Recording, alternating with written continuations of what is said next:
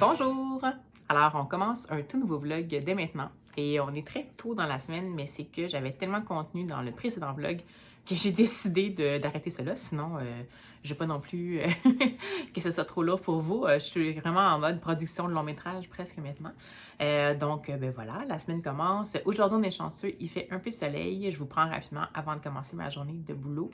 Et ben écoutez, qu'est-ce qu'il y a au menu cette semaine? Toujours ma lecture en cours qui est ma découverte d'une des sœurs Brontë, parce que oui, j'avais déjà essayé de lire les trois sœurs Brontë, Charlotte et Emily d'abord, mais pas Anne jusqu'à maintenant. Et Charlotte et Emily, j'avais pas réussi à embarquer. Mais là, je suis dans The Tenant of Wildfell Hall de d'Anne Brontë.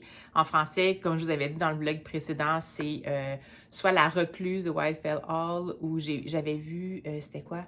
La dame de Wildfell Hall. Bref, dans les traductions, c'est particulier, mais en anglais, de tenant, ça veut dire locataire. Donc, dans le fond, je suis là-dedans. Je le lis en lecture audio parce que je me suis dit que j'allais commencer en lecture audio pour essayer de me donner envie un peu de lire potentiellement la lecture, cette lecture-là, de ce classique-là. Peut-être pas me laisser arrêter nécessairement par la densité potentielle de la plume, parce que quand j'avais commencé le Charlotte Brontë avec son Jane Eyre, j'étais comme mais là, finalement, c'est une plume qui est vraiment fluide. Puis je pense que justement, la plume d'Anne Brontë, je pense que ça va être celle dans les trois sœurs qui me convient.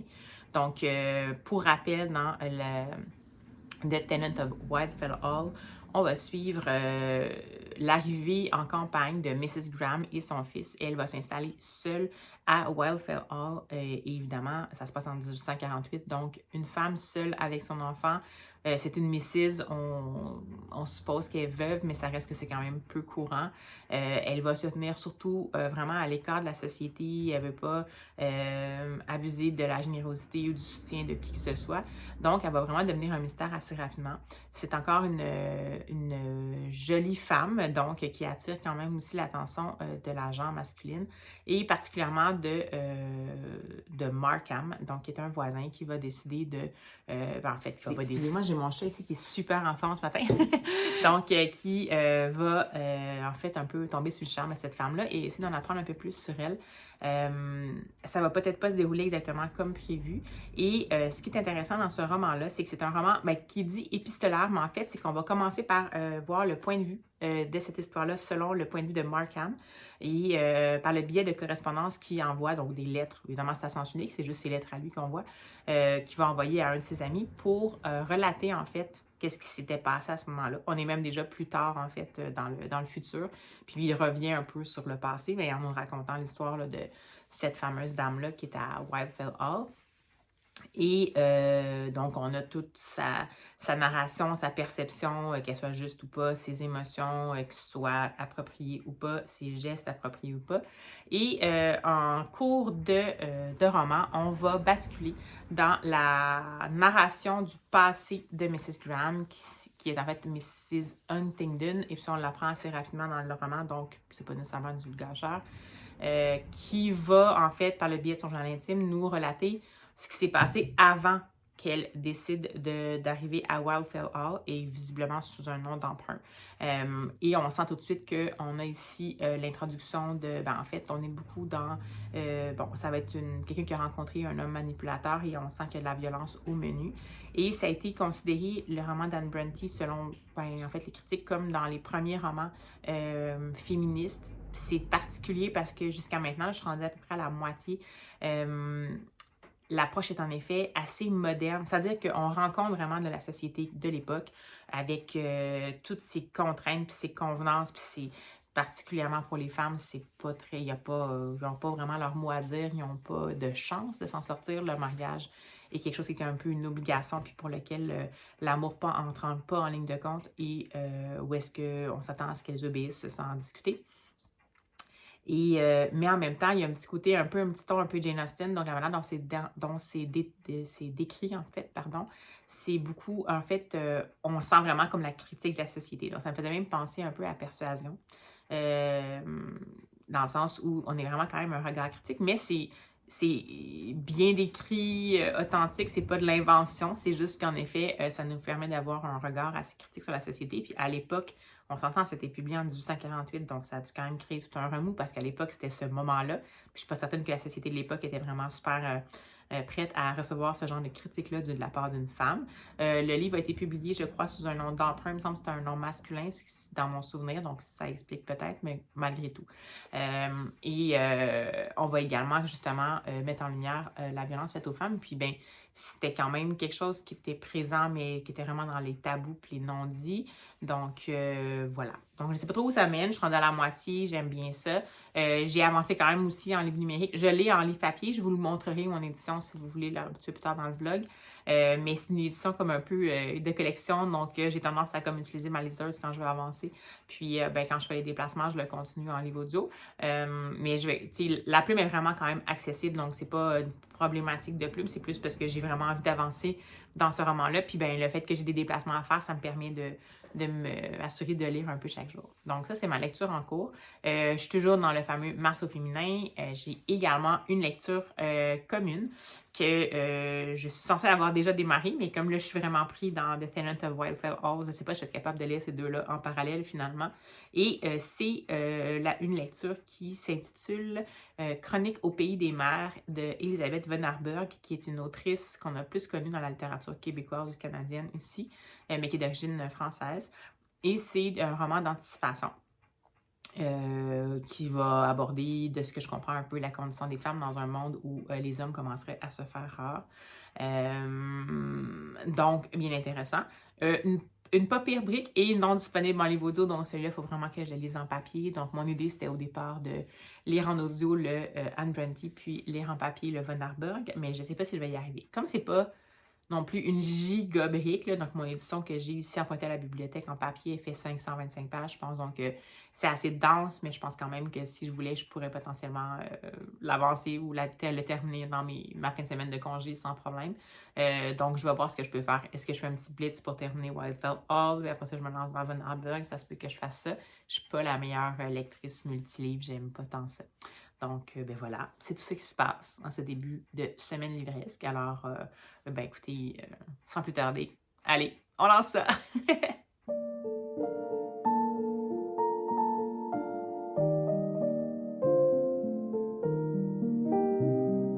apprend une nouvelle qui va beaucoup la bouleverser. Un détenu s'est libéré et là, elle commence à flairer le problème. L'homme qui s'est échappé, il s'avère que c'est son père. Son père qui...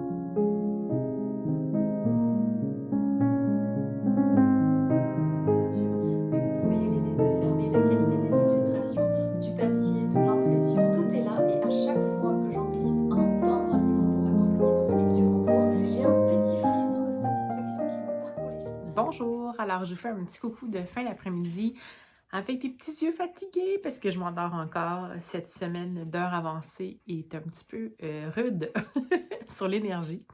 Mais je voulais vous parler de ma lecture terminée et de ma nouvelle lecture en cours. Donc, ma lecture terminée, sans surprise, mais la surprise, c'est que je l'ai quand même terminée très rapidement. Alors, c'est The Tenant of Wildfell Hall d'Anne Brontë. Que j'ai ici dans une édition collector, mais bon, finalement, je l'ai comme finalement écouté au complet puis lu un peu en numérique. Donc, mon Dieu, ma foi, je vous ai parlé un petit peu du résumé et ça a été une découverte passionnante pour moi. J'ai été complètement happée par l'histoire à partir de au moins la moitié. Bien, j'étais déjà happée dans le fond dès le début, mais particulièrement à partir du moment où la narration va obliquer vers le personnage d'Hélène Huntingdon, donc Hélène Graham. Donc, on va avoir son point de vue à elle de ce qui a mené au fait qu'elle devienne, dans le fond, a tenant of Wildfell Hall. Donc, une locataire de Wildfell Hall. Et donc, c'est ce qui se passe, c'est le passé du début du roman. Donc, voilà. Donc, à ce moment-là, j'étais vraiment accrochée. Puis, bon Dieu, qu'est-ce que je peux retenir? Je ne peux pas vous dire grand-chose, à part que je pense que c'est... Pour moi, c'était à la même hauteur en termes d'appréciation que ce que j'ai pu apprécier dans les Jane Austen. Et ça se rapproche vraiment beaucoup pour moi de l'appréciation que j'ai eue de Persuasion, particulièrement, même si ça peut avoir un certain rapport avec Little Woman de Louisa May Alcott. Fait que je vous dis tout ça.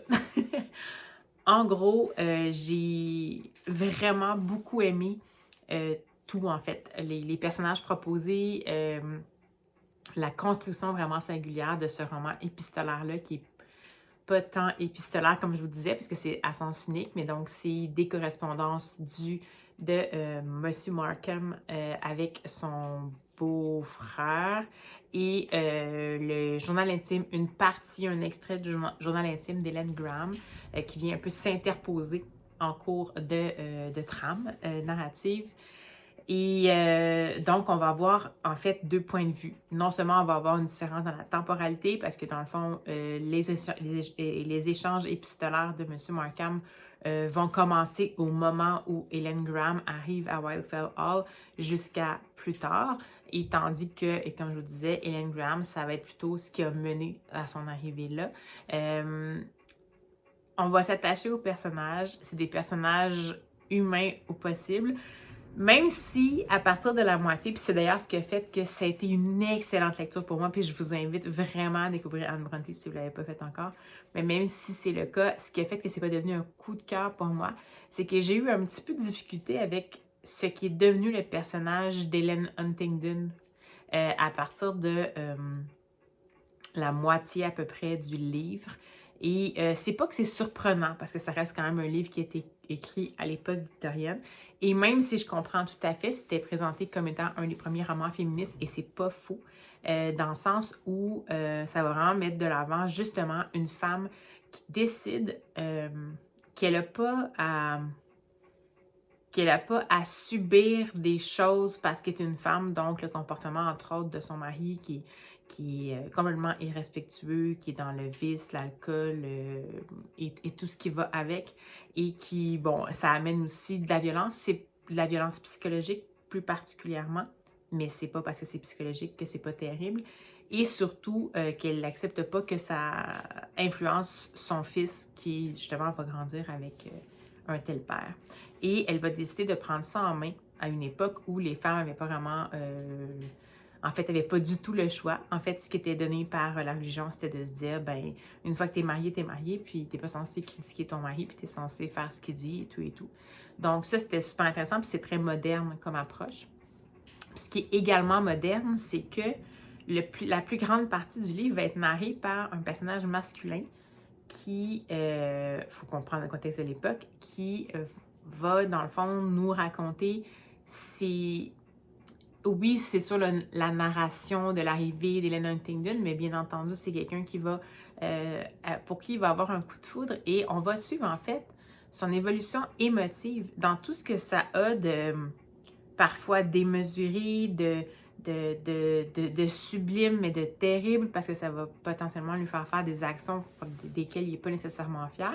Puis on voit l'évolution, en fait, émotionnelle et intellectuelle d'un homme de l'époque qui va tomber en amour avec une femme qui est plutôt moderne, mais puis avec qui c'est plutôt compliqué, disons, de poursuivre son chemin. Et donc ça, c'est assez majeur, parce que non seulement le personnage féminin est un personnage féminin fort, mais c'est pas un personnage féminin fort qui nie tout, donc que c'est pas crédible qu'il va tout lancer au bout de ses bras et tout ça. C'est-à-dire que c'est un personnage féminin fort, mais qui demeure extrêmement sous le joug de sa perception de la foi religieuse. Donc, même si elle considère qu'elle a des droits en tant que femme, puis que les hommes n'ont pas à se comporter comme si les femmes étaient des objets et tout ça, puis comme s'il n'y avait aucune responsabilité à prendre dans quoi que ce soit au niveau de la paternité ou des relations amoureuses ou humaines, elle demeure quand même avec des valeurs tellement fondamentalement religieuses dans le sens où pour elle, c'est pas envisageable de pas faire son devoir malgré tout. C'est-à-dire qu'elle va pas vouloir que à sa mort, elle soit jugée par le Tout-Puissant comme étant quelqu'un qui n'a pas fait son devoir. Et à l'époque, faire son devoir, c'est demeurer solidaire de son mari. Et donc, c'est ce combat-là qu'on va voir à travers ce personnage-là. Puis, c'est assez impressionnant comment Anne Brontë a réussi à faire cohabiter, puis c'est justement cette cohabitation-là qui m'a un peu dérangée, mais moi en tant que femme moderne, mais cohabiter à la fois la détermination, la soif d'émancipation qui n'était pas du tout... Désolée, j'ai une horloge grand-père. Qui n'était pas du tout... D'ailleurs, pourquoi c'est une horloge grand-père? Une horloge grand-mère? Une horloge qui fait ding-dong comme quand on était chez nos grands-parents. Donc, et là, justement, un soif d'émancipation qui n'est pas du tout d'époque, en fait. Ben, ça veut dire qu'il y en avait, mais on n'entendait pas nécessairement parler dans l'histoire. Il y en a sans doute toujours eu. Hein. C'est juste que, bon, c'était pas toujours bien reçu, comme on peut s'en douter. Mais elle fait cohabiter ça avec, quand même, une femme qui est une construction de la société de l'époque, une construction de son temps, puis que oui, elle a grandi quand même si elle avait une certaine indépendance intellectuelle, indépendance d'esprit, elle a quand même grandi en se disant que si les hommes et les femmes étaient égaux, entre guillemets, elle devait quand même respecter certaines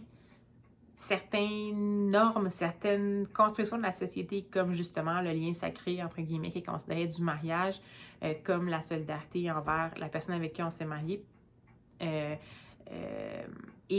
Et ça, ça cohabite avec son soif d'émancipation, avec sa conviction qu'elle a à la fois le droit et le devoir d'exprimer ses besoins, même si techniquement, ça ne va pas toujours fonctionner. Donc, ce qui est beau à voir, c'est qu'on va la voir exprimer ses besoins, prendre des mesures assez drastiques pour l'époque dans les moments où ses besoins son mari n'arrive pas à lui répondre, ou en tout cas, s'en fout complètement. Donc, pour elle, la bravoure passe par « j'ai le devoir de l'exprimer ».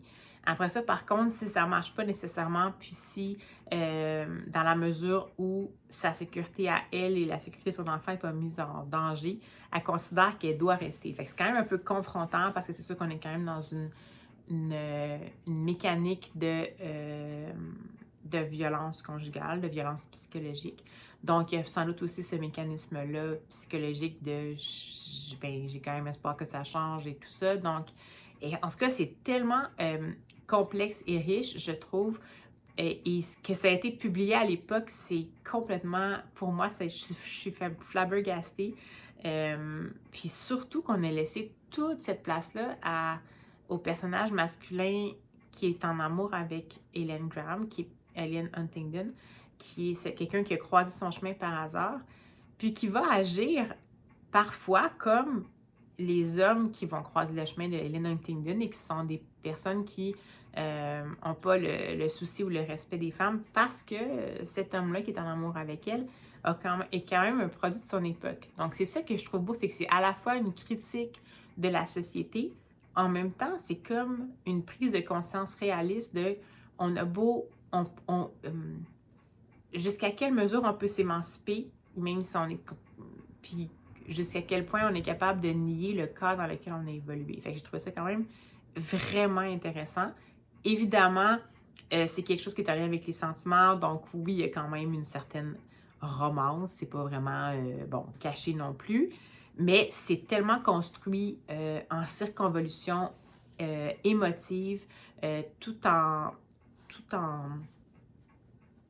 boucle, en prenant son temps, en prenant le temps de bien installer, en plongeant le lecteur, malgré lui ou malgré elle, au cœur de l'introspection des personnages, qu'on ne peut pas faire autrement que de vivre par procuration qu'est-ce qu'eux vivent. Et comme femme en 2024, de vivre par procuration qu'est-ce qu'une femme en 1848 pouvait vivre, c'était assez confrontant. Mais c'est tellement bien écrit, la plume est pas du tout... n'est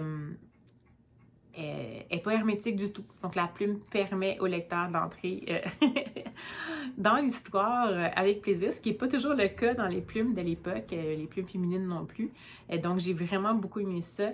Puis, comme je vous dis, je trouve que vraiment, au niveau création littéraire, c'était hyper audacieux au niveau de la structure, au niveau du choix des personnages, puis de qui va transmettre, qui va porter quelle charge, entre guillemets. Donc, c'est comme si la charge, ben c'est pas vraiment surprenant, mais c'est comme si la charge mentale, entre guillemets, l'espèce de responsabilité d'émancipation revient dans le fond à la femme, alors que l'évolution émotionnelle va se trouver chez l'homme. Donc ça, c'est quand même intéressant.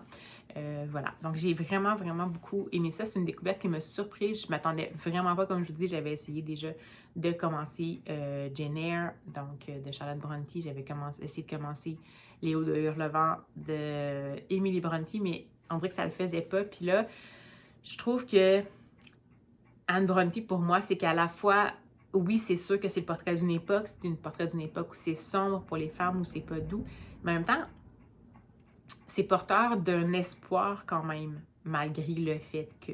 Puis comme je vous dis, la seule chose qui m'a un peu titillée, c'est que... pas titillée, mais agacée plutôt, c'est que justement cette partie-là du personnage principal, Hélène Huntingdon, qui est très teintée par l'époque et de la foi religieuse et l'espèce de devoir de devoir soutenir et tout ça, c'est vertueux, mais des fois, j'ai trouvé que la vertu, en ce qui me concerne, était un peu trop dégoulinante pour moi. Donc, j'avais l'impression que c'était comme pas nécessaire qu'on aille aussi loin, qu'on avait bien compris que c'était un personnage paradoxal et qu'elle luttait à la fois contre la société et contre elle-même. Donc, qu'est-ce que la société avait fait d'elle-même dans le sens où elle était une construction de la société en tant que femme à l'époque. Donc ça m'a un peu dérangée. Ça m'a fait un peu penser, c'est pour ça le rapport, le lien avec, je vais faire les liens avec les deux œuvres que j'ai parlé. Donc Persuasion de Jane Austen parce que personnage audacieux, féminin audacieux qui ose secouer complètement les repères de l'époque. Et ça, c'est vraiment ça dans The Tenant of Wildfell Hall.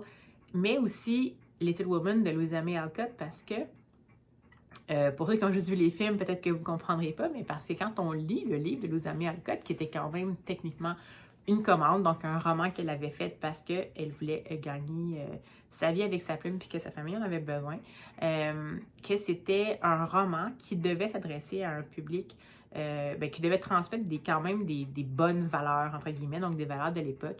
Ici, oui, le personnage de Jo March dans Les 4 filles du Dr. March était un personnage un peu échevelé, un peu déphasé par rapport à son époque. Elle demeurait quand même une créature de son époque. Et c'est surtout que la plume de Louisa May Alcott dans ce livre-là, quand on le lit, c'est très... C'était pas pontifiant, mais c'était très moralement correct. Donc, il y avait quand même beaucoup le côté, justement...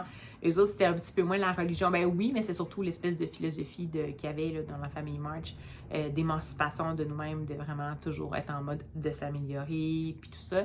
Donc, il y a vraiment un côté qui était vertueux, qui était là aussi, et aussi porté par les femmes. Donc, c'est cette partie-là que quand on lit Louisa May Alcott, sa plume est toujours aussi agréable, les personnages sont tellement sympathiques à retrouver, mais il y a cette espèce de plume-là qui vient s'interposer entre, justement, les personnages et notre temps de maintenant, et qui, pour nous autres, est assez déroutante parce que, bon, ça dégouline de vertu, puis ça... On dirait que ça grince en regard de ce qui est mis de l'avant par rapport à l'audace des personnages, puis tout ça, et leur désir d'autonomie. Donc, pour moi, le parallèle se passait là. Mais vraiment, c'est Anne Brontë, décidément, celui-là, en tout cas, pour moi, je pense que tout le monde devrait le lire. Puis en même temps, il y en a pour tout le monde. C'est comme je dis, ça dit que c'est un roman féministe parce que les personnages ont des aspirations particulières, à la fois les personnages féminins et masculins, parce qu'on sent qu'il y a vraiment un commentaire social dans ce roman-là. En même temps, ça reste un roman de l'époque et comme je vous dis, il y a quand même en entrefond l'amour avec un grand A. Donc, tu sais, il y en a pour tous les goûts quand même. Donc, j'arrête de déblatérer là-dessus, mais je ne sais pas si je vous ai quand même transmis mon appréciation. C'est une appréciation qui est enthousiaste, qui est joyeusement surprise d'avoir été capable, d'avoir rencontré ça, parce que je pensais pas, je l'avais acheté, puis je me disais, oh mon Dieu, il va rester dans ma bibli, puis j'étais sûre que j'allais pas aimer ça, puis j'ai vraiment, vraiment adoré ça. Mais des fois, je sais pas si j'arrive vraiment à vous transmettre nécessairement l'impulsion de lire, mais je vous le dis. Par contre, comme je vous dis, j'ai pas lu la traduction française de ce que j'ai entendu parler, particulièrement chez Livresse de lire de livres, qui était en fait le conte de Booktubers qui m'a donné envie de le lire, c'est que les traductions en français étaient un peu problématiques, qu'il n'avait pas été nécessairement fait avec tant de soin que ça à l'époque, dans ce qu'on a connu, disons, dans les 30 dernières années. Peut-être, par contre, que des nouvelles traductions entre-temps, puis ça vaut la peine. Il paraîtrait que la traduction la plus adéquate, selon une librasse, je cite ici Livresse de lire de livres, c'est la traduction qui est publiée chez, c'était pas Libretto. Donc, je vais vous mettre à la quatrième la vignette, juste au cas où. Donc, il paraîtrait que c'est celle-là qui est la plus fidèle, en fait. Donc, mais sinon, si vous êtes capable de lire en anglais, ça vaut le coup. Puis, c'est pas si compliqué que ça, quand même, pour vrai. C'est juste que c'est dense, mais c'est pas si compliqué que ça. Donc, lecture terminée. Et là, finalement, je me permets enfin, et je m'étais dit, dès que j'ai terminé le Anne Bronte, je vais me lancer dans ma lecture commune avec Alex Bouquin-Prada et son club de lecture, donc le Elisabeth von Arburg et Chronique au pays des mers. Mais là, ce matin, j'avais des déplacements à faire, puis là, je me suis dit, je vais me partir un livre audio, puis finalement, je me suis parti un livre audio, puis là, ben, je me doute que je ne vais pas faire cohabiter les deux ensemble encore une fois. Donc, je vais voir ce que je vais faire. Est-ce que je mets celui-là sur pause, puis je commence Von Arburg, ou je lis celui-là, puis après ça, je fais vraiment Von Arburg en blitz, je ne sais pas, mais je me suis permis de lire, et puis là, vous allez voir que ça va être un grand clash, parce que oui, je suis une lecture, voyons, je vais y arriver, une lectrice totalement éclectique, et je l'assume pleinement. Après toutes les lectures que j'ai depuis une semaine et demie qui sont très remuantes, qui sont très... c'est des prises de conscience, ça bouscule les repères et tout, j'avais besoin d'avoir quelque chose avec des repères que je connais. Donc, c'est pas nécessairement moins remuant parce que dans les derniers tomes de cette série-là, ça a été très remuant, très questionnant, très confrontant. Mais ça reste quand même un contexte que je connais, des personnages que je connais, puis j'ai envie de retourner. Donc, je suis allée avec le fameux tome 8 de Dale Detective Mystery, donc Date with the Evil. Non, Date with Evil de Julia Chapman. Donc, sans doute Rendez-vous avec le diable en français, j'imagine. Et ben voilà, donc je me suis lancée là-dessus et j'ai retrouvé avec plaisir la fameuse bande de Delilah et Samson à Bruncliffe avec Ida Capstick et toute la bande. Et évidemment, je ne pourrais pas vous en parler beaucoup parce que c'est un tome 8, fait que là, les choses ont vraiment évolué. Mais comme je vous disais, depuis le tome 6 ou 5, je me souviens plus, il y a vraiment eu des développements majeurs, donc de l'évolution majeure au sein de la bande des personnages. Les relations évoluent, il y a des relations qui se créent, il y a des relations qui se sont dissoutes, il y a des secrets qui sont éventés, il y a des confiances qui sont trahies et tout ça. Donc, ça bouge beaucoup, je ne pourrais pas vraiment vous en parler, mais bien entendu, ça part toujours sur une base d'une enquête en tant que telle qui est en fait confiée à l'agence de détectives des détectives du Yorkshire, donc les Dale Detectives. Et dans ce cas-ci, on est dans une situation où, temporairement, Samson n'était pas là, puis ça suit dans le fond le tome 7 où il y a eu beaucoup de choses qui se sont passées. Et c'est Delilah qui est pris un peu toute seule avec Ida Capstick pour essayer de tout gérer en même temps. Donc, l'agence de détective, son agence de rencontres, et puis l'agence qui est là, qui est pour installer des systèmes informatiques.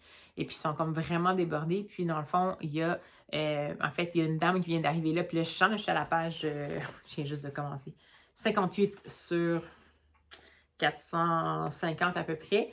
Et c'est Madame Lister qui vient d'arriver. Et là, on sent que cette dame-là va arriver avec même s'il y a à peu près 8000 cas, non, j'exagère, mettons 10 cas sur le feu en même temps, puis qui n'arrive pas à gérer. Elle semble arriver avec quelque chose de nouveau, puis on sent que ça va débouler. Puis en même temps, en parallèle, on suit des personnages qui sont en dehors de cette bande-là, mais qu'on a comme vaguement vu dans le tome 7, puis que là, on commence à comprendre que potentiellement, tout va se tisser ensemble. Donc, je suis là-dedans, puis ça me fait du bien, parce que vraiment, ça m'a pris, tu sais, habituellement, j'enchaîne pas tant que ça de lecture remuante, confrontante, que je pense que c'est comme la 4e en ligne que je faisais, puis je suis super contente de l'avoir faite, mais ça me prend un petit, quand même, quelque chose de rassurant, entre guillemets. Donc, comme je vous dis, c'est pas rassurant dans le sens qu'il se passe rien, dans le sens que on est juste dans les clichés. Au contraire, cette série-là, elle a l'air d'être cliché avec une couverture mais sérieusement, il ne faut pas vous fier à la couverture. C'est super bien écrit, les personnages sont vraiment bien bâtis. Puis, on a tellement le goût de passer du temps avec eux. C'est comme incroyable. Donc, voilà, j'avais besoin de cette petite bouffée d'air-là, même si je sens que je vais être en apnée pour un bout parce que c'est encore un tome qui promet d'avoir des développements qui vont faire en sorte que les personnages principaux vont comme être potentiellement affectés et tout leur monde potentiellement ébranlé. Donc, ben voilà, on verra rendu là. Donc, sur ces bonnes paroles, je vais clore ce petit segment-là, puis on se reprend tout bientôt.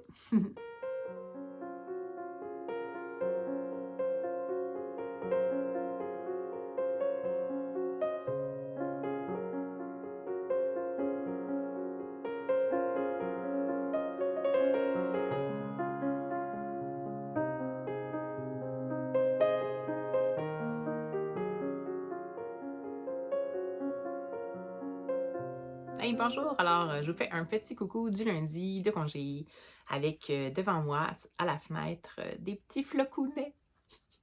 Faut pas le dire, les gens sont vraiment tannés, mais moi, j'aime vraiment ça. De toute façon, pas de panique, les gens du Québec, c'est des petits flocons de rien du tout qui vont fondre, mais moi, ça me rend heureuse de voir ça. Alors, face aux flocons, je viens vous parler de ma lecture en cours qui n'a pas duré très longtemps. Parce que j'ai comme complètement dévoré ce 8e tome de la série des Dale Detectives, donc Date with Evil, de Julia Chapman. Je l'avais commencé en audio samedi matin. Et puis, j'avais des trucs, des engagements sociaux samedi. Puis finalement, dimanche, j'ai comme finalement lu, je pense, 250 pages sur les 400, plus que la moitié dans le fond en papier. J'ai pas été capable de lâcher ça. Je pense que j'ai lu. Hier, j'ai fini à 1h moins quart. Mais en fait, aujourd'hui, j'ai fini à 1h moins quart. J'ai été complètement prise par ce tome-là. C'est sûr que c'est un tome duquel je ne pourrais pas vous parler beaucoup en détail. Donc, de l'intrigue duquel je ne pourrais pas vous parler beaucoup en détail parce que c'est un 8e tome. Et c'est un tome qui n'est pas le dernier parce que j'ai bien vu qu'il y avait un 9e. Mais c'est un tome qui boucle pas mal de boucles qui sont en attente d'être noué depuis le premier tome. Donc, on a beaucoup de développement. C'est satisfaisant jusqu'à un certain point. Mais évidemment, toutes les boucles ne sont pas complètement bouclées. Ça aurait pu être le dernier tome, disons. Mais ça se termine quand même sur quelque chose qui potentiellement pourrait laisser la place à une suite. Et c'est ce qui se passe. Donc, pour rappel, on va retrouver encore une fois nos fameux détectives Samson, ancien policier de la Metropolitan Police qui avait été suspendu parce qu'il était travaillé undercover puis il y avait eu quelque chose qui se faisait, une espèce de vengeance qui se faisait contre lui, il devenait un peu un bouc émissaire et parce qu'il a été suspendu, il a déménagé, il est retourné à son village d'enfance qui était Bruncliffe et là-bas, il s'est ouvert un agence de détective privé juste en dessous d'une agence matrimoniale, l'agence de Delilah, qui est quelqu'un qu'il connaissait quand il était jeune et tout. Et évidemment, au fur et à mesure, ça ne sera pas de tout repos entre Samson et Delilah et surtout entre Samson et le village parce que quand il a quitté, c'est dans des circonstances particulières puis les gens l'ont comme toujours considéré comme un mouton noir dans la communauté. Mais plus ça va aller puis plus les gens vont apprendre à le connaître et plus surtout on va lui confier des enquêtes mais rocambolesques quand même pour ce coin de pays-là. Cela dit, toujours bien ancré dans la vie rurale, donc ça va souvent être des enquêtes qui commencent par des vols de moutons, des choses comme ça, puis finalement, ça débouche sur quelque chose de plus grand. Dans celui-là, on est vraiment dans le méta, donc on a encore une fois la même formule, donc on part sur une enquête particulière qui est la disparition d'un agent immobilier. C'est déclaré par sa mère. Et plus ça va aller, puis plus on va se rendre compte que potentiellement cette disparition-là n'est pas anodine et beaucoup de choses vont se boucler à ce moment-là. Comme je vous disais, c'est une série qui, oui, est considérée comme un cozy mystery parce que ça a certains codes techniquement. Bon, à part le fait que techniquement, justement, c'est des détectives amateurs. Puis là, bon, si Delilah est une détective amateur, Samson est quand même un policier en suspension, donc c'est quand même pas un amateur, mais il travaille pas officiellement, disons, donc ça fonctionne, puis ça se passe en campagne et tout ça, puis il y a quand même de l'humour. Et c'est violent par moment, mais c'est pas sordide, c'est pas trop glauque, mais c'est pas non plus rose bonbon. Donc, ça rencontre en effet les codes du Cozy Mystery, mais comme je vous expliquais, cette série-là, c'est une série qui surtout propose des personnages complètement attachants auxquels qu'on va finir par connaître de mieux en mieux au fil des tomes, puis auxquels on, on veut vraiment du bien. Dans le fond, on veut les retrouver, on veut que ça aille bien pour eux autres. Ce qui fait que c'est quasiment plus un roman pour lequel on va retrouver les personnages juste pour savoir où est-ce qu'ils en sont rendus. En même temps, les intrigues sont hyper prenantes. Plus celui-là, comme je vous dis, le dernier 50%, ben dans le fond, les 200 dernières pages, je les ai lus comme en apnée. J'avais le cœur qui débattait, la bouche sèche, parce que c'était vraiment... Ça a vraiment fini en mode... niveau de tension thriller parce que les choses qui se résolvent, entre guillemets, peu à peu, c'est toujours in extremis, puis ça met toujours en danger beaucoup de gens à qui on tient, puis ça implique des choses quand même intenses. Donc, écoutez, c'est vraiment, je pense pas que j'ai un tome que j'ai, comme je vous disais, depuis le tome 6, ça a toujours été des coups de cœur. Celui-là, je pense que je me souviens pas si j'ai mis une note parfaite, mais je pense que oui. C'est excellent, excellent. Puis, comme je vous dis, à la limite, j'aurais presque préféré que ce soit le dernier parce que je ne sais pas trop où l'autrice va pouvoir aller avec le 9e. Mais en même temps, il y a comme une petite boucle potentielle qui n'est pas bouclée puis qu'on peut voir c'est quoi l'impact que ça va donner. Ce qui est intéressant, c'est que oui, il y a toujours quand même à travers ça une espèce d'histoire de amour-haine, évidemment, entre les deux personnages principaux parce que, bon, ben, ils se connaissent, ils se connaissaient quand ils étaient plus jeunes. Ça s'est pas toujours bien passé entre leurs deux familles, puis finalement, ils apprennent à se connaître et tout. Puis bien entendu, qu'on sent qu'il y a un attachement, puis éventuellement quelque chose de plus qui se passe entre eux. Mais pendant toutes les 8 tomes, c'est toujours le principe du rendez-vous manqué. Mais ce que j'ai aimé dans celui-là, c'est que s'il y a des books qui se bouclent, c'est pas une fin, pour le moment, c'est pas une fin hollywoodienne. Donc, c'est pas tout rose bonbon, c'est pas... On est satisfait, mais on n'est pas totalement satisfait comme lecteur. Donc, je trouvais ça chouette parce que dans le fond, l'accent, en effet, c'est pas une romance. Donc, c'est pas une romance policière, c'est un roman policier. Donc, je trouvais ça intéressant justement qu'on ait gardé vraiment le cap vers ça. Cela dit, c'est toujours intéressant, c'est surtout parce que ce soit une romance ou pas, c'est juste que quand on sent que des personnages, leurs caractères sont faits, en fait, pour se compléter ou pour s'entendre, que ce soit les deux personnages principaux ou les personnages secondaires, parce qu'il y en a beaucoup. Puis il y en a beaucoup qui vont éventuellement s'entremêler et leur vie va se développer un petit peu dans ce sens-là. Donc, c'est le fun de les suivre au niveau humain, tout ça. Mais comme je vous dis, ce que j'aime vraiment, c'est que si ça a des apparences banales ou des apparences légères, c'est quand même un roman qui est hyper bien construit. La plume, elle n'a pas un style particulier, c'est une plume qui est utilitaire, mais c'est visiblement habile parce que ça nous permet tout de suite d'avoir l'impression qu'on peut tutoyer les personnages tellement on les connaît bien puis on les comprend bien. Puis ça nous donne pas le choix, dans le fond, d'aller avec eux dans le foisonnement de péripéties qu'il y a, parce que c'est en effet une intrigue qui est toujours assez... Au début, c'est plus lent. Les premiers tomes 1 et 2, c'est la mise en place, donc c'est un peu plus lent. Mais habituellement, à chaque fois, dès que ça commence à décoller à peu près habituellement vers au moins le tiers, en tout cas, dans les derniers romans, dans les derniers tomes, c'était dès le début, mais dans les premiers romans, ça prend au moins peut-être un tiers de roman avant d'embarquer vraiment. Mais après, ça déboule beaucoup, donc c'est... Mais j'imagine même pas le casse-tête que ça doit être de rédiger ces romans-là, parce que en tout cas, je sais pas si elle écrit avec un plan ou pas de plan, cette autrice-là, mais c'est clair qu'il faut toujours avoir en tête qu'est-ce qui a été mis en place dans les derniers tomes et tout ça. Donc bref, bonne lecture. Je l'ai dévoré. Je vais également, je vous en parle pas toujours, mais je la mets quand même. Je me suis fait une pile, pas une pile, mais un petit compte-rendu pas un compte-rendu. Une espèce de visuel pour recenser mes lectures du Marceau féminin, qui, dans le fond, ce que j'appelle hors série, dans le sens que c'est pas des livres qui sont dans les contraintes proposées par Flow & Books dans ce défi littéraire-là du mois de mars, mais ce sont quand même des romans qui sont écrits par des plumes féminines, donc je les mets dans ce que j'appelle lecture spontanée. Et jusqu'à maintenant, sans surprise, bien entendu, que mes lectures spontanées avancent beaucoup plus vite que ma pile à lire officielle. C'est un peu le principe. Ma pile à lire officielle, elle est ici, là, je l'ai mis à côté de ma table de chevet, il m'en reste 5 sur 9, donc c'est pas si mal, je suis quand même rendue presque à la moitié, mais bon, c'est des petites plaquettes, fait que je devrais être capable de terminer ça avant le 31 mars, mais c'est sûr que quand on s'est pas dit qu'on allait lire ce livre-là, on est bien plus attiré pour le lire. Puis celui-là, je venais juste de l'avoir, mais je suis super contente parce que je viens de l'acheter, puis je l'ai déjà lu, donc c'est quelque chose qui s'en va directement dans ma bibliothèque, puis ceux-là, je vous le disais, je les conserve parce que je les aime, je trouve qu'ils sont vraiment bien construits, puis oui, j'y relirai. Donc, il y a assez de matière pour que je puisse les relire potentiellement puis avoir un certain plaisir. C'est pas juste un whodunit puis qu'après ça, une fois qu'on le sait, c'est plate puis il n'y a pas rien qui se passe parce que les personnages sont trop attachants.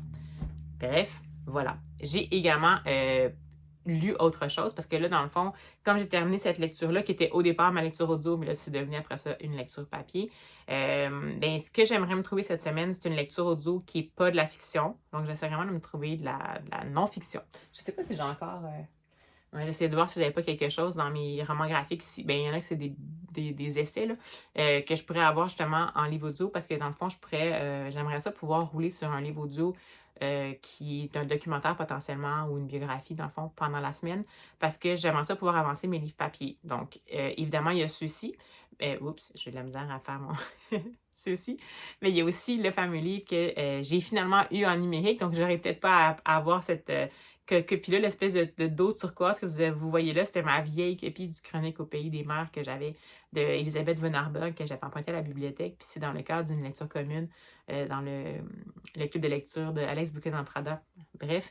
Et le seul exemplaire que j'avais pu trouver au Québec, parce que c'est pas un livre qui est si récent que ça, c'était à la Bibli, puis c'est un vieil exemplaire un peu louche, un peu pas sale, mais comme un peu louche. Dirons, comme je vous disais, que moi, à la bibliothèque, celui-là, il aurait pris la direction du paradis des livres ayant eu une bonne vie.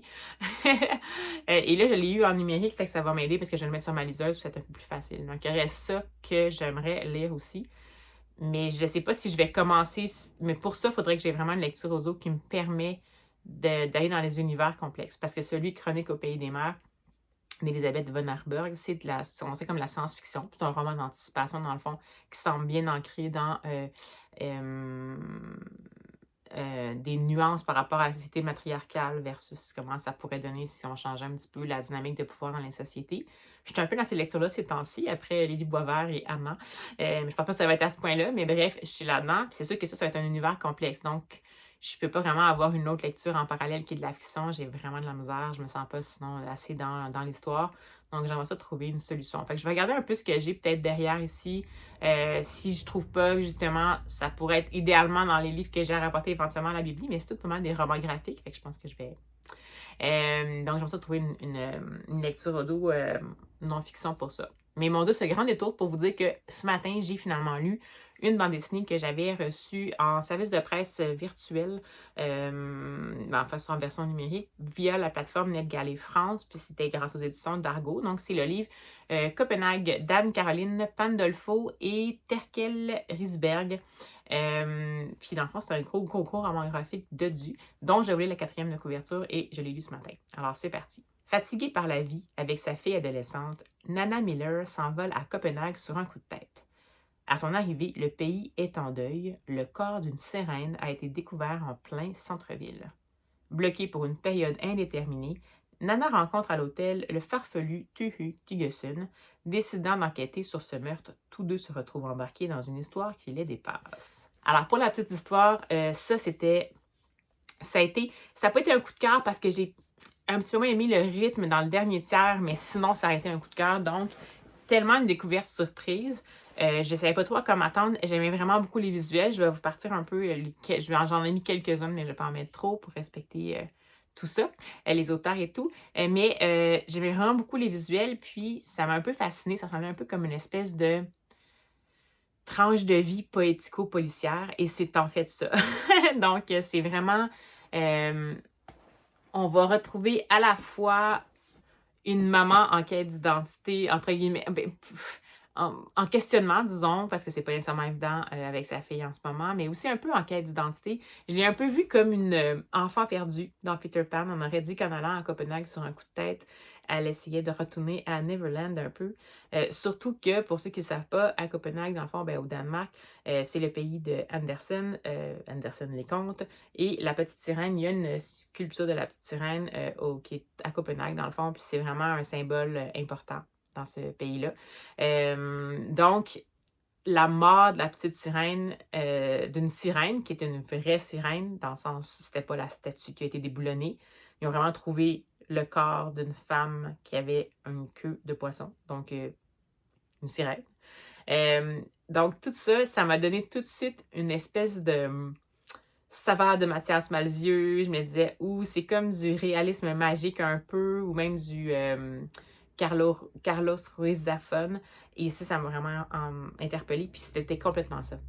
C'était tellement charmant, en même temps désarçonnant. Faut vraiment, si vous voulez avoir quelque chose qui est complètement cartésien et logique, c'est peut-être pas exactement le roman graphique pour vous, mais on va apprendre à découvrir Nana Miller, on va apprendre à découvrir le fameux Tuhu qui était assez singulier, un grand bonhomme un peu particulier qui habite dans un hôtel avec un caniche rose.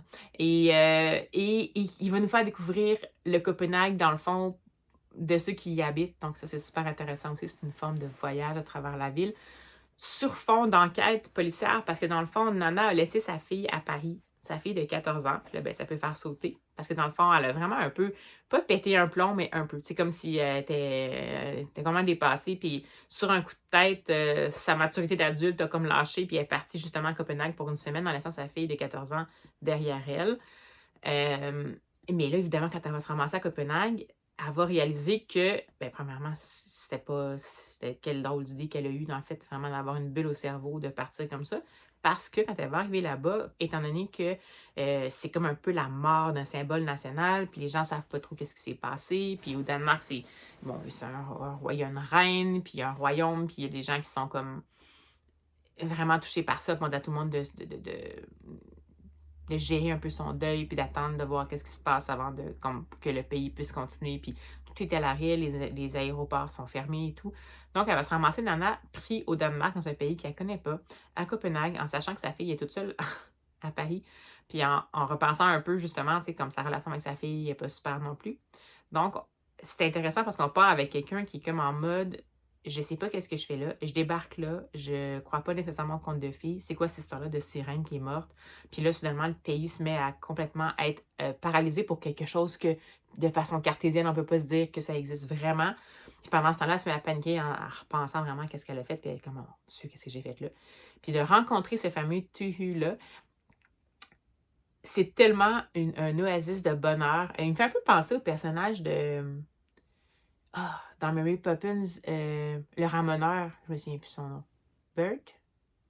Je me souviens plus, mais bref, le ramoneur. Qui amène justement les gens, qui va être l'espèce de porte d'entrée vers une autre perspective sur le monde réel. Donc, c'est un peu ça, comme ça que je l'ai vu. C'est un peu l'espèce de clé de voûte. Puis, il va l'accompagner. Puis, évidemment, ils vont partir à faire une enquête parce qu'elle, tant que c'est pas résolu, elle est prise là. Puis, elle était obligée de parler à sa fille. Puis, ça va pas bien avec sa fille. Puis, sa fille est comme, hey, ment, sérieux. Tu sais, donne-moi une autre excuse qu'une sirène morte pour me dire que tu peux pas revenir. Tu sais, on est vraiment dans cette situation-là. Fait que c'est tellement intéressant. Il y a tellement de niveaux, tellement de couches qui se cohabitent là-dedans. Les relations humaines, les relations mère-fille, l'adolescence, la quête de sens par rapport à qui on est dans la société, donc la mère, la peur de l'imaginaire dans le réel, l'essentiel, c'est quoi l'essentiel finalement? Puis évidemment, c'est bâti sous forme d'enquête policière un peu rocambolesque, donc au fur et à mesure de ce qu'ils vont découvrir, les deux vont finir par découvrir que la mort de cette sirène-là, ça cache peut-être quelque chose de vraiment dangereux, en fait, et de très réel, et de très non-conte Anderson. Donc, une grosse menace, un gros danger, une dérive à la limite du terrorisme et tout ça. Donc, on est vraiment là-dedans. Donc, comme je vous dis, écoutez, j'ai adoré, j'ai dévoré ça. Ce qui est drôle, c'est que tout ça, ça a l'air d'être intense, mais c'est comme ça. C'est une BD qui foisonne de pistes en même temps. Ça marche, même si ça fait pas nécessairement sens pour quelqu'un de cartésien. Tout s'imbrique, tout fonctionne dans cette espèce de convention de réalisme magique-là. Puis le visuel est juste extraordinaire, comme extraordinaire. Il y a plusieurs pages, des fois, c'est des planches qui sont muettes, donc il n'y a pas de dialogue, on comprend super bien, ça met vraiment dans une ambiance, c'est vraiment un roman graphique qui mise sur l'ambiance. Et également la composition graphique, je vais vous remettre une image ici, qui est un exemple de composition graphique que je trouve l'utilisation d'une page pleine qui est tellement excellente pour évoquer, évidemment, qu'il y a comme une espèce de complicité qui se développe étrangement entre cette fameuse Nana et le fameux Tu, qui est un peu étrange, qui est un peu donc qui est là, puis qui va accueillir dans le fond Nana comme elle est, avec son français un peu cassé parce qu'il connaît le français, mais c'est pas nécessairement sa première langue. Au Danemark, les gens parlent danois ou anglais la plupart du temps. Donc c'est comme un conte de filles moderne, mais où est-ce que les méchants, c'est pas nécessairement justement les méchantes fées, c'est plus comme le réel finalement qui vient un petit peu tout briser ça. C'est un peu une fable philosophique, entre guillemets, mais en même temps, c'est tellement doux. Puis, comme je vous dis, là, plus j'en parle, plus je me dis, mon Dieu, c'est un coup de cœur, peu importe la fin. C'est juste que j'ai trouvé que, dans le fond, c'est la seule chose qui m'a un peu fatiguée, c'est la fin. Comme on a mis en place plusieurs pistes, puis qu'il y a quand même une piste de danger réel, on va comme régler ce danger réel-là assez rapidement en comme, je sais pas, peut-être une cinquantaine de pages, parce que c'est quand même une BD qui fait 300 pages. un roman graphique qui fait 300 pages. Donc, on va le régler peut-être dans 50 pages, qui n'est pas beaucoup par rapport à l'ensemble du roman graphique. Et on va le régler assez rapidement. Puis ça, c'est un petit peu, pas manichéen, mais un peu. C'est comme si là, on a un petit peu plus, c'est un peu plus cousu de fil blanc. En même temps, c'est une histoire cousue de fil blanc volontairement. Mais c'est comme si le réel était un peu un ajout. Je sais pas si on aurait vraiment eu besoin d'avoir cette péripétie de réel-là à ce point-là pour que ce soit intéressant. On aurait compris pareil. Ça aurait pu être une menace qui n'était pas nécessairement aussi concrètement dans le réel, puis je pense que ça aurait fonctionné. Mais c'est correct, dans le fond, ce que je veux dire, ça fait aussi des parallèles avec la société, dans le fond, comme quoi, des fois, on a besoin d'avoir cette espèce de preuve de menace réelle pour bouger, se mettre à changer. Fait que j'en déduis que c'est comme peut-être pour ça que ça a été instauré. Donc, moi, c'est plus que la cassure de rythme-là, pour moi, c'est pas que j'avais de la misère avec un changement de rythme, mais là, pour moi, c'était plus comme une cassure qui était peut-être un peu plus amenée de façon un peu plus maladroite, ce que ça m'a un petit peu fait décrocher. Mais somme toute, c'est une note quasi parfaite. Donc, si jamais vous n'avez pas découvert ça, je vous invite fortement à le faire. Donc, Copenhague, d'Anne-Marie Pandolfo, et le nom, je n'arrivais pas à le reprononcer une seconde fois. Et donc, comme c'est une femme qui est la scénariste, j'ai décidé également de l'inclure dans le morceau féminin. Mais quelle belle découverte! Une chance que je l'ai finalement vu passer. J'ai pas eu l'occasion de le lire avant. Je l'avais en service de presse virtuelle depuis un moment. Mais bonne nouvelle. Copenhague, ça paraît demain au Québec. Donc, aujourd'hui, on est le 18 mars. Donc, quand vous allez avoir ce vlog-ci, techniquement, il devrait être en librairie, à vérifier. Là. C'est quand même européen, des fois, il y a des petits retards. Mais vous devriez avoir, dans le fond, accès à cette BD-là, puis passez pas à côté. Bon, c'est une giga BD. Le coût est vraiment élevé. Mais ça vaut la peine. C'est quand même 300 pages de roman graphique. Moi, je pense que si jamais j'ai des sous, je vais me l'acheter. Sinon, la bibliothèque. Non, je dis ça comme ça. Alors, sur ces bonnes paroles, je vous dis à tout bientôt. On se reprend dans pas longtemps.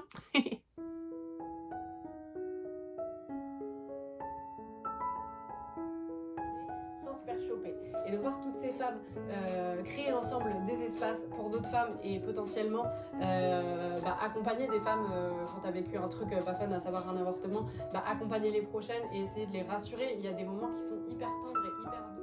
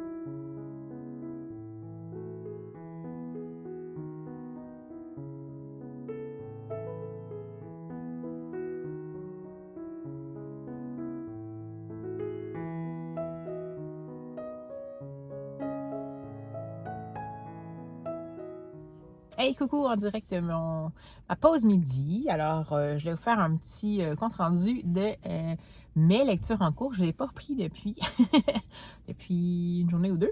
Donc, j'ai fini par me trouver, comme j'avais prévu, un essai à écouter en livre audio. Et finalement, j'ai décidé de me lancer dans ce livre dont Flo & Books nous a tellement parlé, mais c'est-à-dire le titre « Les Grandes Oubliées », pourquoi l'histoire a effacé les femmes de Titiou Lecoq. Et je l'écoute en livre audio, c'est lu par l'autrice.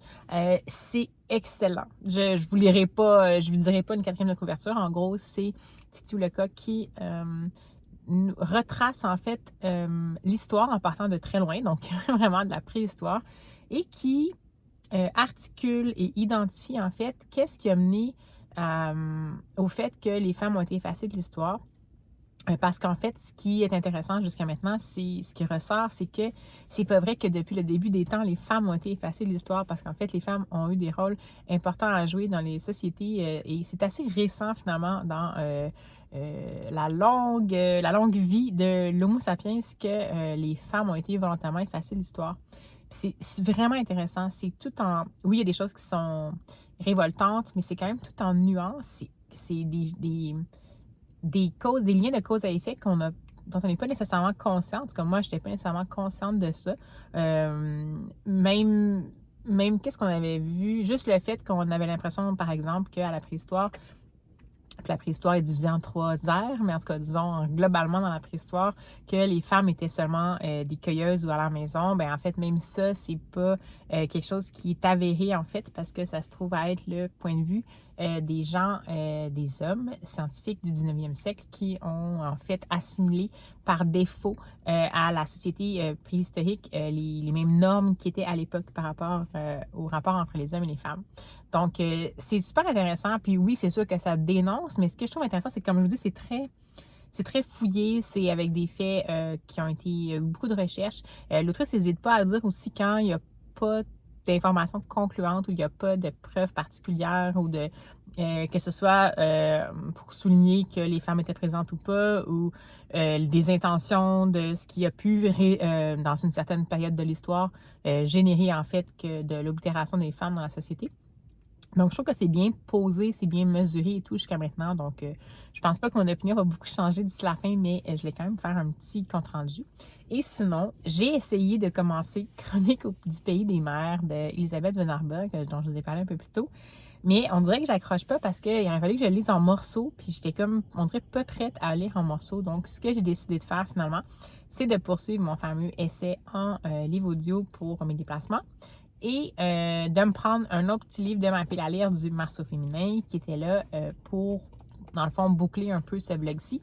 Parce que, dans le fond, je crois que je vais le terminer potentiellement sous peu, là, peut-être ce soir, jeudi soir ou vendredi, parce que sinon, ça va être un trop long vlog. Donc, ma lecture en cours, c'est le fameux tome 1 de la série Le Pas des secrets, donc Tsubaki, de l'autrice Aki Shimazaki. Et c'est vraiment intéressant. Je vais vous lire la quatrième de couverture rapidement pour vous mettre un peu en contexte. Je ne sais pas si... Non, je pense pas qu'il y a de divulgateur. Alors, c'est parti. À la mort de sa mère, survivante de la bombe atomique de Nagasaki, Namiko se voit remettre 2 enveloppes. La première est adressée à un oncle maternel dont elle ignorait l'existence et qu'elle est chargée de retrouver. La seconde contient une lettre en forme de confession à sa fille, sans laquelle elle n'aurait pu partir en paix. Elle y raconte son quotidien pendant la guerre, son premier amour, et révèle le secret qui l'a poussée à commettre l'indicible. Donc, c'était très prometteur. Et jusqu'à maintenant, j'en suis quand même à la page... Bon, j'ai lu ceci, il me reste ça. Donc, je suis à la page 45 sur 115. Et ça se lit tout seul. Donc, c'est de la littérature japonaise, mais Aki Shimazaki, si je me souviens bien, elle vit à Montréal depuis 1991, selon la biographie qui est à l'arrière. Et évidemment, elle est d'origine japonaise, mais elle est née au Japon, c'est ça. Mais elle vit à Montréal depuis 1991. Et je ne sais pas si ça a eu un impact, mais c'est sa plume... dans le fond, je la reçois comme ayant des traits de ce que j'ai jusqu'à maintenant découvert comme faisant partie de l'approche d'une bonne partie de la littérature japonaise. Mais pour moi, je la trouve très accessible. Donc, c'est une plume qui, au contraire de ce que j'ai pu expérimenter avant, me pousse pas loin, me permet, dans le fond, d'entrer dans l'écriture. Et jusqu'à maintenant, qui n'est pas trop en mode... roman philosophico-bienveillant. Mais là, c'est peut-être juste, je suis encore à la moitié. Donc, jusqu'à maintenant, ça me plaît beaucoup. Bien entendu que je me demande comment ça se fait que j'ai pas lu Aki Shimazaki avant. Et c'est une série, je pense, en 3 tomes ou en 5 tomes. Et bien, j'imagine que là, si qu'est-ce qui est mis en place au départ se résout pas à la fin du premier tome, je vais sans doute avoir le goût de lire les autres. Puis c'est toujours toutes des petites plaquettes. Donc, jusqu'à maintenant, c'est une lecture qui me plaît énormément. Mais je vais en reparler quand je vais l'avoir terminé. Donc, cette seconde lecture en cours d'Aki Shimazaki. Alors voilà, c'était pas plus long que ça. Je reprends dès que je peux. Bonsoir! Alors, je prends pour une toute dernière fois de ce vlog-ci et assez rapidement pour essayer de tranquillement diminuer la longueur de mes vlogs parce que j'ai terminé mes 2 lectures. Donc, j'ai terminé sans surprise, évidemment, le fameux Tsubaki d'Aki Shimazaki. Donc, ma première incursion dans l'œuvre est en fait portée par la plume d'Aki Shimazaki, que ça fait des années que je vais découvrir et que j'ai découvert enfin. Écoutez, que dire? J'ai vraiment beaucoup aimé ça. Super belle découverte. ça n'a pas été un coup de cœur parce que le dernier quart du livre m'a un petit peu... les choses se sont bouclées quand même relativement. Ça m'a un peu laissé sur ma faim, mais dans le fond, je sais que c'est une série. Puis j'ai comme, on dirait que le côté finement tricoté de la plume qui permet d'entrer dans cette espèce de rencontre intime-là qui est la mémoire de la mère du personnage qui vient de décéder et qui a vécu, dans le fond, les 2 bombes et qui porte un lourd secret. Je l'ai plus vécu au niveau émotionnel, au niveau habileté stylistique, comme je vous dis, pendant le 3/4 du roman. Puis après, je sais pas qu'est-ce qui s'est passé, on dirait que je me suis comme un peu détachée, alors que ce qui m'avait marqué dans cette plume-là, c'est que justement, ça me tenait pas du tout à distance, donc j'avais vraiment l'impression d'être incluse et invitée dans cette histoire-là. C'est très... c'est beau, ça compte pas vraiment, mais c'est émouvant. Ça ouvre, encore une fois, ça donne un choc aussi quand même par rapport à justement l'histoire avec un grand H, les raisons qui supposément justifient potentiellement les escalades de violence qu'il y a eu pendant cette fameuse guerre qui a impliqué le Japon et qui a culminé pour eux, en tout cas, avec l'arrivée des 2 bombes donc à Hiroshima et Nagasaki. C'est tellement fait avec simplicité, je trouve. C'est vraiment une plume qu'il faut découvrir. C'est quelque chose qu'on n'a pas à hésiter à oser aborder. Oui, c'est sûr que ça évoquait des choses sombres, mais justement, en effet, l'habileté de cette autrice-là, c'est de l'évoquer sans que ça tombe nécessairement dans le sordide. On est sous le choc des bons moments, mais on n'est pas dans le sordide. Il y a toujours quand même un petit quelque chose, un petit, je sais pas un espoir, parce que c'est pas non plus nécessairement édulcoré, mais une petite touche de lumière quelque part. Donc, très belle découverte, bien contente d'avoir finalement osé le découvrir. Et ben voilà, ça rentré dans mon fameux Marceau féminin de ma liste officielle. Mais sinon, hors liste officielle, j'ai décidé de... j'ai finalement lu, en fait, comme je vous disais, en livre audio, Les Grandes Oubliées, ou Comment l'histoire a effacé les femmes de Titu Lecoq. Et ça a été complètement, vraiment une superbe lecture essentielle en ce qui me concerne. C'est un essai, bien entendu. Je ne pourrais pas vraiment parler de... C'est un sujet que je ne connaissais pas, mais comme je vous disais, je trouve que c'est pas une nouvelle idée de se dire qu'on va aller regarder l'histoire. Et en fait, à travers la perspective du fait que les femmes ont été effacées de cette histoire-là, là, je trouvais que c'était tellement une approche journalistique, donc en se basant sur les faits, puis qu'est-ce qui a pu amener justement à ce que les femmes soient effacées, que ce soit volontairement, par obscurantisme ou par peu importe les raisons, mais c'est tellement majeur de constater à travers l'histoire qu'est-ce qui s'est passé, qu'est-ce qui a été les courants, qu'est-ce qui finalement a fini par faire basculer le monde en mode patriarcal potentiellement.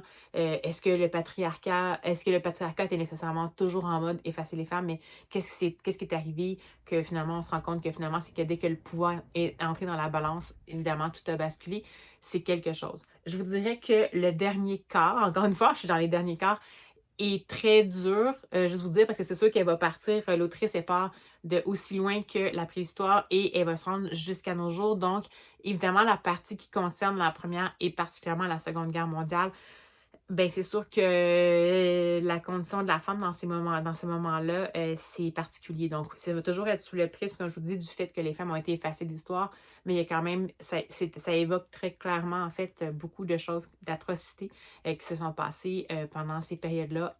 Par exemple, le viol de guerre qu'il appelait, mais ça reste un viol. Donc, juste pour vous en aviser, mais écoutez, ça vaut la peine. Je l'ai écouté en livre audio.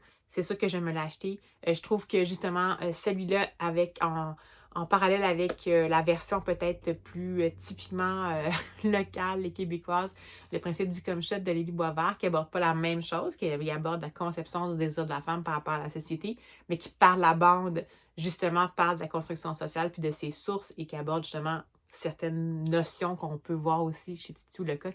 Je trouve que ces 2 essais-là ensemble, c'est vraiment une excellente idée. Alors voilà, une lecture surprise du Marceau féminin. Surprise non, parce que j'en avais tellement entendu parler par la bande, par Flow & Books, que je me doutais que j'allais potentiellement aimer ça. Mais vraiment, tellement une bonne vulgarisation. un parti pris, oui, mais pas justement toujours avec un peu une idée journalistique. Donc, je pense que ça peut rendre à l'aise tout le monde. Et c'est sûr que l'autrice a quand même un ton, des fois, par moments, très familier avec le lecteur, parce qu'évidemment, elle est comme quand elle est outrée d'une situation, elle va le dire. Mais c'est pas non plus revanchard. C'est vraiment, je trouve, un regard qui est le plus objectif possible dans les circonstances, tout en tenant compte du fait que l'autrice est une femme et que visiblement va se sentir interpellée peut-être par certains constats plus que d'autres. Donc, ben voilà. Donc, sur ces bonnes paroles, je vais clore le vlog ici. J'espère que ça vous a plu. Si jamais c'est le cas, n'hésitez pas à vous manifester en commentaire. Ça va me faire plaisir de vous lire. J'aimerais vraiment ça que vous lire. Et puis, ben écoutez, d'ici à ce qu'on se revoit, j'espère que vous allez avoir des lectures inspirantes avec le printemps qui s'en vient. Ben, en fait, qui est déjà rendu dans certains cas. Ici, nous autres, cette semaine, c'était une semaine de giboulée avec de la neige, mais en tout cas, avec le printemps qui est tout prêt, qui est officiellement commencé. J'espère que vous avez des lectures qui sont inspirantes. Puis, ben, nous, on se dit à la prochaine!